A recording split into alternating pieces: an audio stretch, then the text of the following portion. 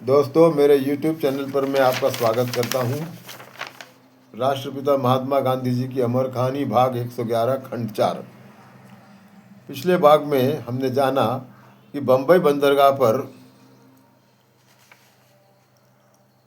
बापू के उतरने से पहले ही फिनिक्स के उनके जो आश्रमवासी थे वो हिंदुस्तान पहुंच गए थे।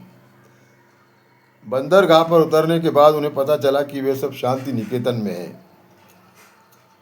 इसलिए गोखले जी की आज्ञानुसार उनसे मिलकर बापू शांति निकेतन जाने के लिए बेचैन हो गए थे।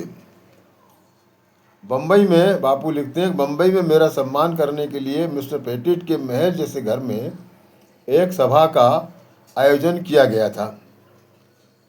उसमें मेरी पोशाक फेंटा और अंगरखा के कारण मैं बिल्कुल अलग दिख रहा था।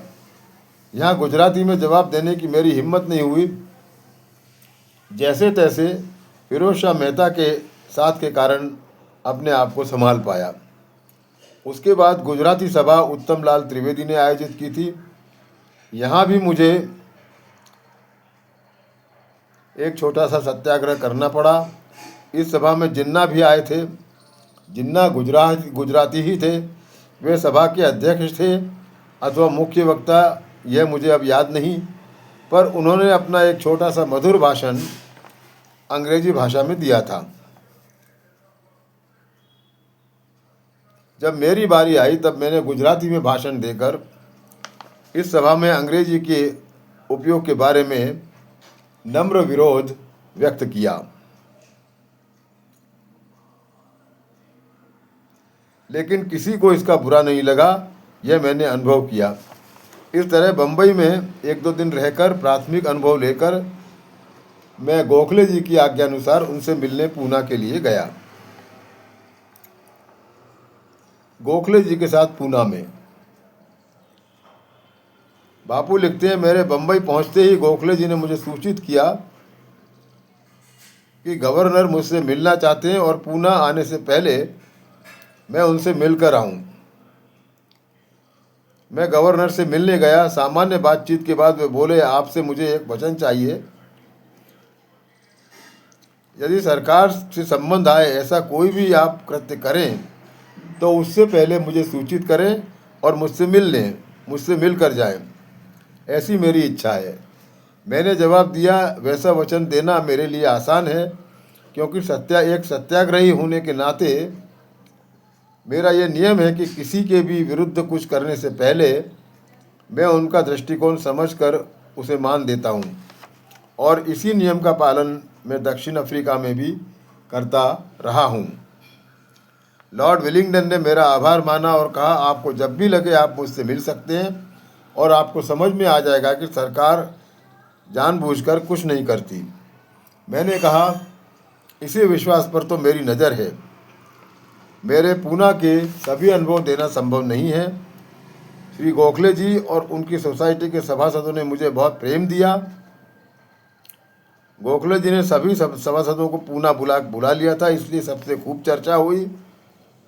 गोखले जी चाहते थे कि मैं उनकी सोसाइटी का सभासद बनूं,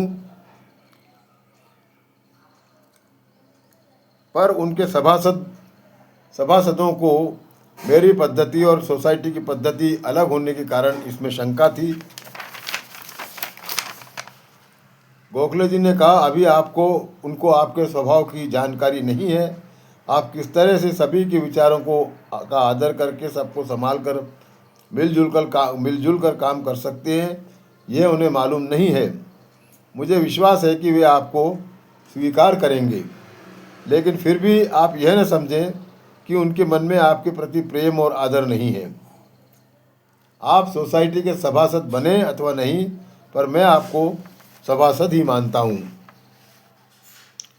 मैंने गोखले जी को अपने मन के विचार बताए। मैंने कहा कि मैं चाहता हूँ कि मेरे फिनिक्स के सहवासी यहाँ भी आश्रम की तरह रहे, और इसलिए मैं उनके लिए एक आश्रम स्थापित करना चाहता हूँ। पर मैं ठहरा गुजराती, अतः वहीं मुझे अधिक आर्थिक सहायता मिलने के आसार हैं और वहीं मैं आश्रम बनाना चाहता हूँ। मेरा ये विचार गोखले जी को बहुत पसंद आया। गोखले जी बोले, आप ज़रूर वैसा ही करें। सभासदों से चर्चा का परिणाम कुछ भी हो, पर आश्रम के लिए लगने वाला धन इत्यादि आप मुझसे ही लेकर जाएंगे और मैं उसे अपना ही आश्रम समझूंगा। मुझे बहुत खुशी हुई। पैसा इकट्ठा करने के काम से मोहलत मिली और इसके आगे मेरी जवाबदारी का भार भी कम होगा और मुश्किल के समय में मार्गदर्शन भी मिलेगा।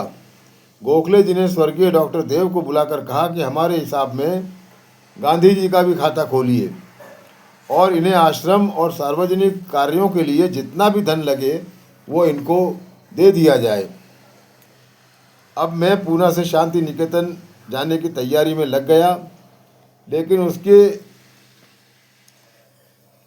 पहले की रात को गोखले जी ने मेरी पसंद की पार्टी का आयोजन किया, जिसमें खास मित्रों को बुलवाया और खाने के लिए मैं जो फलाहार करता था वही रखा।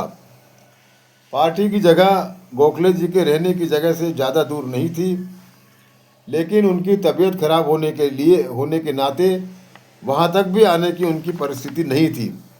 पर उनका मेरे प्रति प्रेम कहाँ उनको रोक सकता था। वे पार्टी में आए, लेकिन उनको चक्कर आ गए और उन्हें वापस जाना पड़ा। लेकिन घर से उन्होंने एक संदेश भिजवाया कि मुझे ये अक्सर होता है, इसलिए आप पार्टी चलने दें, पार्टी को न रोकें। और ये कहकर गए वो। पार्टी का मतलब आश्रम के आंगन में फर्श बिछाकर सूखे फल, खजूर, मूंगफली इत्यादि खाते हुए दोस्तों से बातचीत करना और उनसे पहचान बढ़ाने का था। पर गोखले जी को चक्कर आना मेरे जीवन के लिए ये सामान्य बात नहीं थी। अब आगे आपका बहुत बहुत धन्यवाद।